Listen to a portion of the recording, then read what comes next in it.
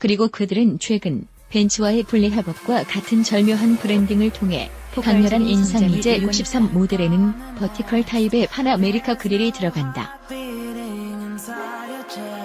디테일의 변화만으로 럭셔리 마이바와 고성능 AMG를 구분지으려는 메르세데스의 전략이 드디어 빛을 발하기 시작했다. 륜구동의 아이콘 프레젠테이션에 나선 메르세데스 AMG 제품 담당 롤런드 크로이처 로울랜드 크류드저는 이번 C63을 이렇게 소개했다. 쟁쟁한 형님들을 두고 대체 무슨 말인가 싶은 사람도 있을 거다. 나 역시 그랬으니까.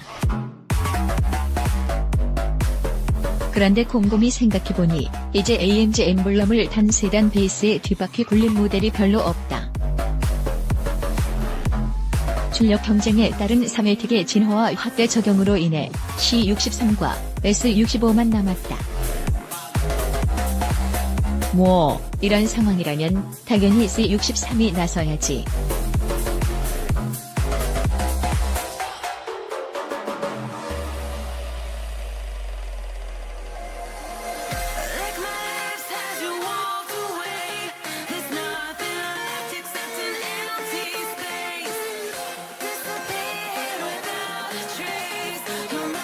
물론 두시터 쿠페나 로드스터들은 아직 뒤바퀴 굴림 방식을 사용하고 있다.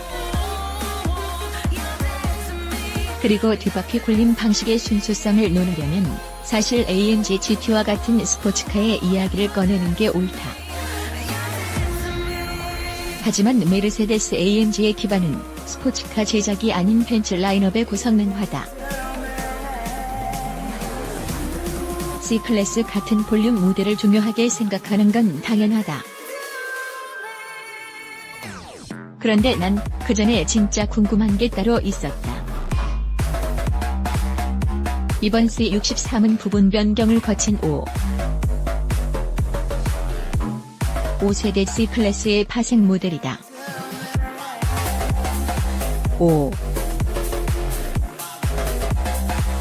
5세대 C클래스의 시승회는 한 달 전쯤 룩셈부르크에서 열렸다. 이야기를 듣자 하니 그때 AMG 버전인 C43도 나왔단다.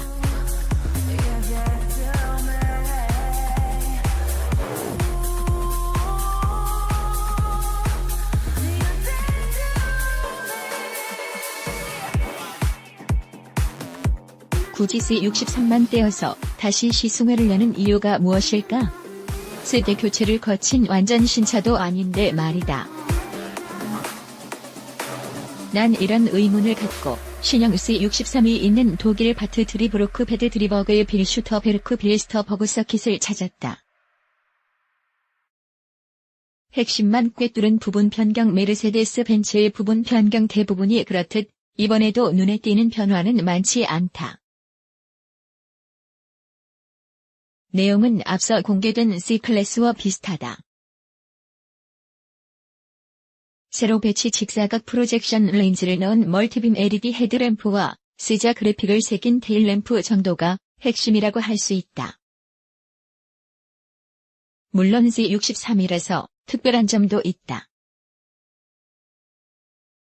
AMG GT에 쓰인 것과 같은 버티컬 타입의 파나메리카 그릴이 대표적이다. 과격한 범퍼와 바깥쪽으로 잡아뺀 와이드 팬더, 4개의 사각 테일 파이프 등 63을 상징하는 요소들은 여전하다. 이전과 전혀 다른 분위기라고는 할 수 없지만 코끝을 조금 치켜올린 까닭에 한층 더 당당해 보인다는 건 확실하다. 안쪽을 세심하게 다듬은 새 램프들 덕분에 세련미도 더 강해졌다.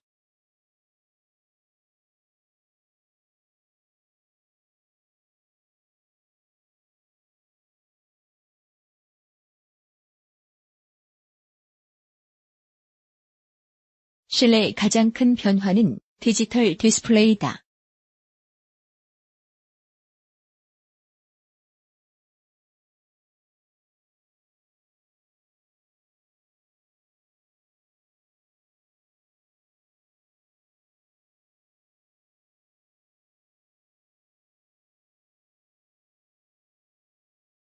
25인치다.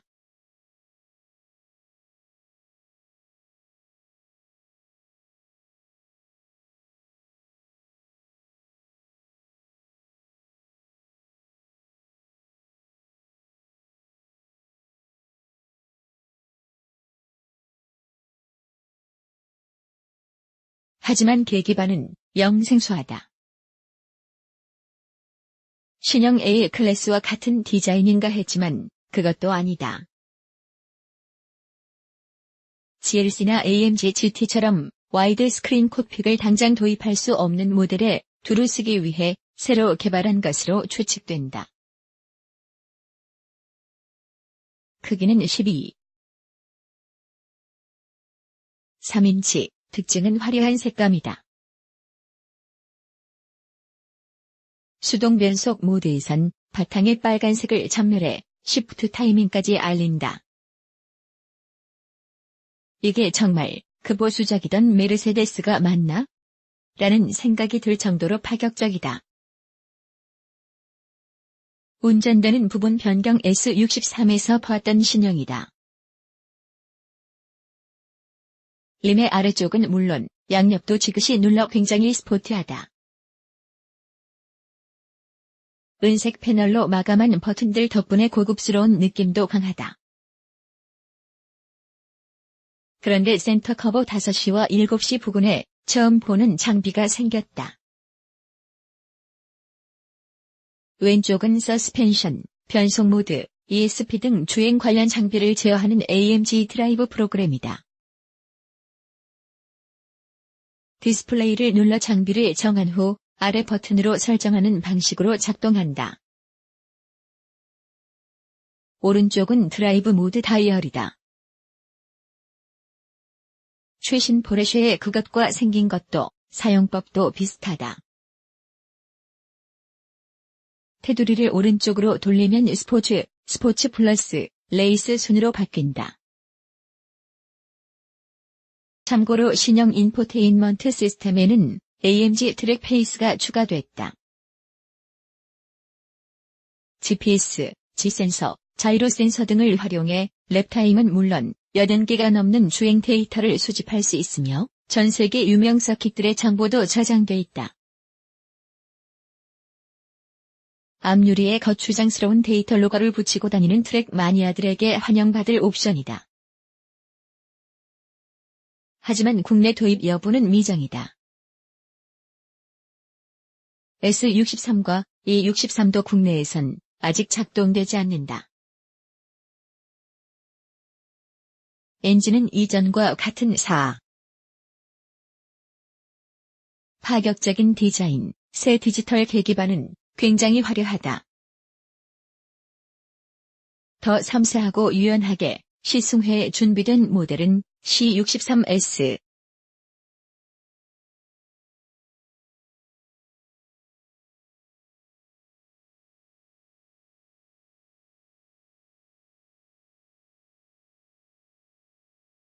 (0리터) V8 파이터보다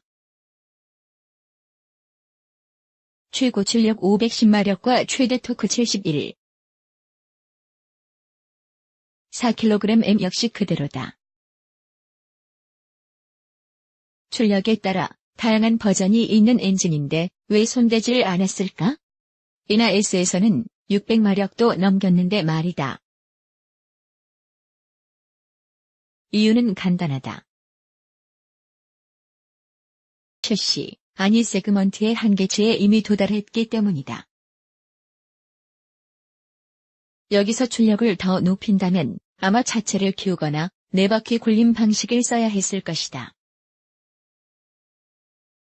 아무리 고성능 모델이라지만 양산차의 마지노선을 넘길 수는 없다.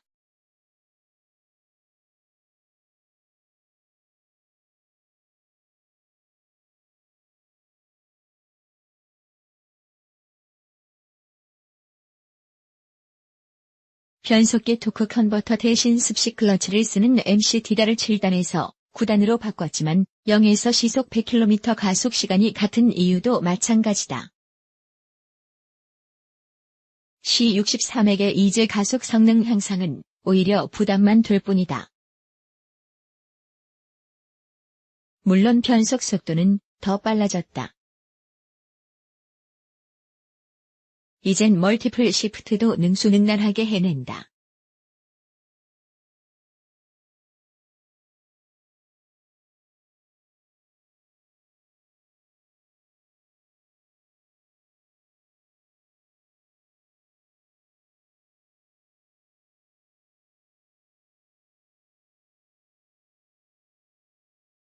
토크밴드 활용도가 더 커진 것도 9단 변속기에 빼놓을 수 없는 장점.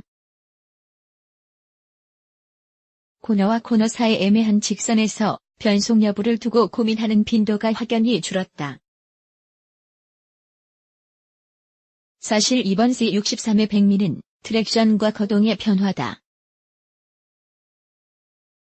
코너 탈출 속도를 높여주는 전자식 자동 제한 장치 LSD와 롤레이트를 줄여 핸들링 반응을 개선하는 다이내믹 엔진 마운트도 이제 옵션이 아닌 기본 사양이다. 드라이브 모드에는 AMG 다이내믹스를 추가했다. 서킷의 아버지 헤르만 틸케와 전설의 WRC 드라이버 발터르르이 설계에 참여했으니 오죽할까.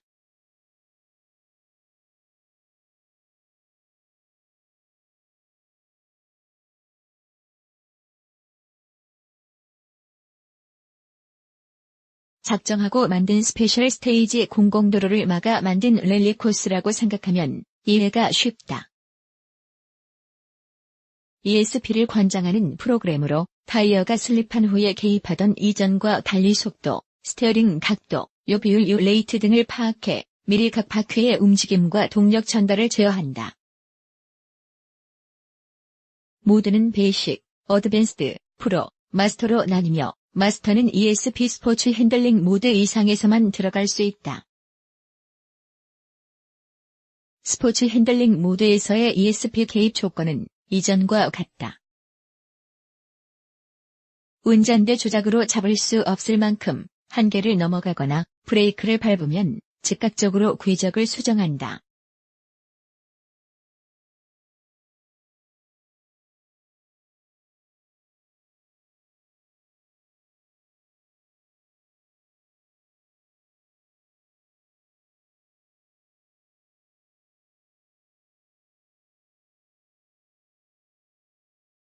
이제 AMG GT-R처럼 개입 정도를 조절할 수 있다. 물론 이를 위해서는 상위 개념인 ESP부터 꺼야 한다. 단계 설정은 운전대의 드라이브 모드 다이얼로 한다. 1단계에선 젖은 노면도 문제없이 달릴 수 있으며 9단계에선 개입을 멈춘다. 즉, 그 중간 영역을 활용하면 큰 사고에 대한 부담 없이 서킷을 힘껏 공략하거나 드리프트를 즐길 수 있다는 이야기다. 물론 한 단계씩 올려가며 운전 실력을 키우는 재미도 무시할 수 없다. 510마력 엔진은 이전 그대로다. 이미 부담스러울 정도로 많은 힘을 내고 있었기 때문이다. 변속기를 7단에서 9단으로 바꿨지만 가속 성능의 변화가 없는 것도 마찬가지 이유다. 달라진 AMG, 더 완벽해진 C63 애칭이 미니 뉴르부르크링이라더니. 빌슈터베르크 서킷은 무성한 소문만큼이나 터프했다. 길이 28km, 코너 19개 등 스펙은 평범하지만 고저차가 크고 바퀴가 허공에 뜰 만한 변수가 아주 많다. 코너 각도, 노면 기울기, 연석 높이 등 어느 하나 예사롭지 않다.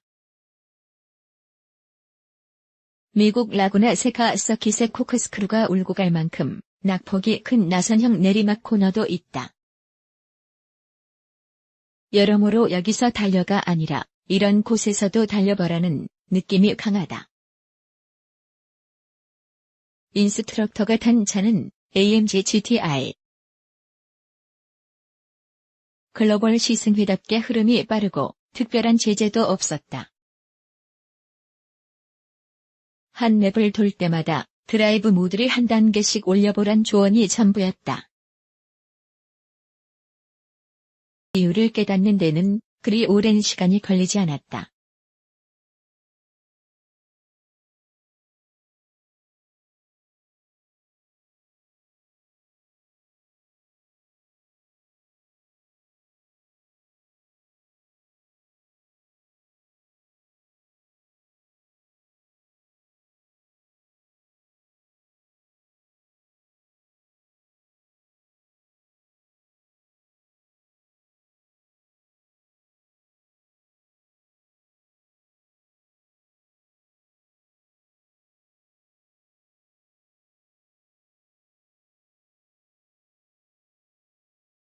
AMG 다이내믹스요? 최적의 그립으로 랩타임을 경신하기 위해 만든 프로그램이에요. 롤런드 크로이처가 점심 식사 자리에서 한 말이 그제야 수긍이 갔다. AMG 다이내믹스의 효과만큼 템포의 변화도 인상적이었다. 사실 이전 C63은 너무 단단했다. 스포츠 플러스에선 지나치게 민감해 오히려 자세가 불안정할 정도였다. 하지만 이번 C63의 템퍼는 아주 부드럽게 수축한다. 원하는 방향으로 무게를 보내는 게 수월한 것은 물론 승차감도 좋아졌다. 하지만 이완은 이전처럼 단호하다.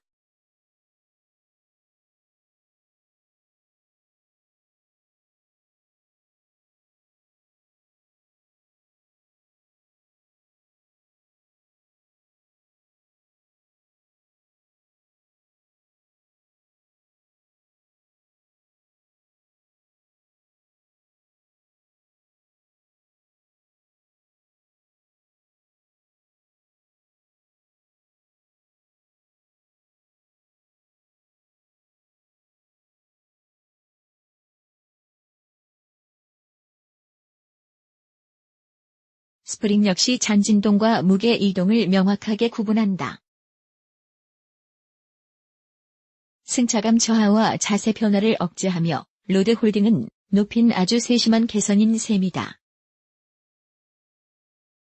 노면 컨디션이 쉴 새 없이 변하는 빌슈터 베르크의 특성 덕분에 트랙션과 서스펜션, 성격 변화는 더욱 두드러졌다.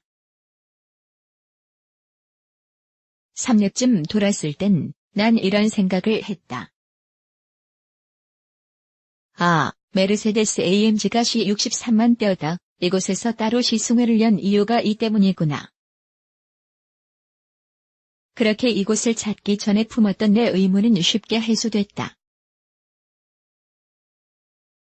서킷 시승을 마치고 난 C63을 타고 주변 국도를 한 바퀴 더 돌았다. 차를 조금 더 꼼꼼하게 살펴보고 싶었기 때문이다. 그런데 드라이브 모드에서 에코 대신 슬리퍼리 미끄러울라는 단어가 쓰인 곳을 발견했다. 아이콘도 눈 결정 모양이다.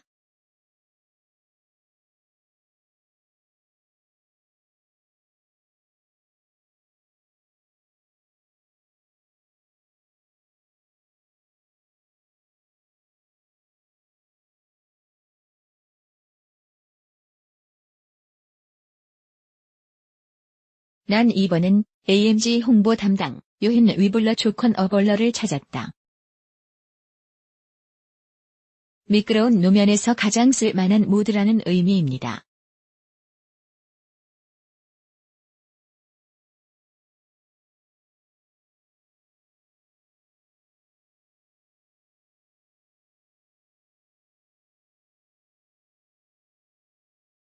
사실 이건 고객 요구를 반영한 결과거든요.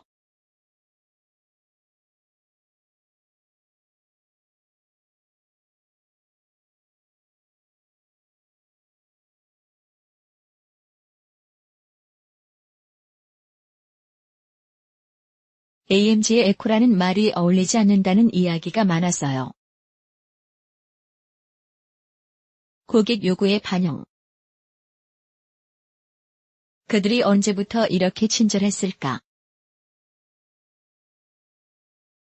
메르세데스 벤츠는 자신들의 철학이 곧 기준이고 정답이라 주장하던 고집 센 브랜드가 아니었던가. 그러고 보면 이번 C63에 담긴 변화도 예전과는 조금 다르다. 옵션 강화와 전자장비 완화, 서스펜션 개선 등 기존 C63 오너들이 가질 만한 불만에 집중되어 있다. 내친 김에 난 요힌 위블러에게 한 가지를 더 물었다.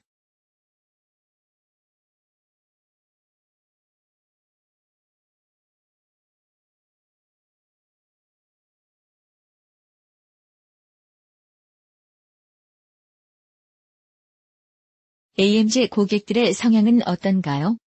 2년여 전 그의 전임자에게 했던 것과 똑같은 질문이다. 그땐 완벽주의자라는 말이 돌아왔다. 최고가 아니면 만들지 않는다. 더 베스트 오어 너싱라는 철학에 끼워 맞춘 듯한 대답. 그래서 난 그 말이 조금 불편하게 느껴졌다. 하지만 이번에는 달랐다.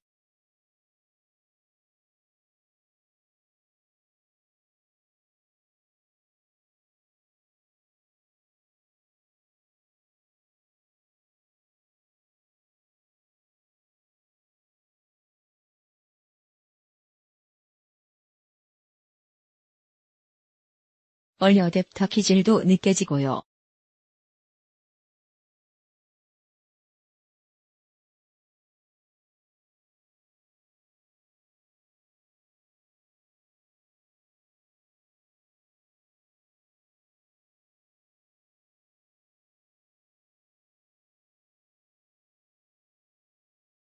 그들은 분명 변했다.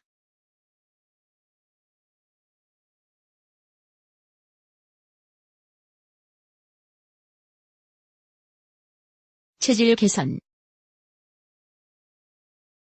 메르세데스 벤츠와 AMG가 대세로 떠오른 이유가 이번 C63이 이전보다 더 완벽해진 이유가 바로 여기에 있다. 크레디트 에디터 루민 포토 MOTYRTRENDKUREA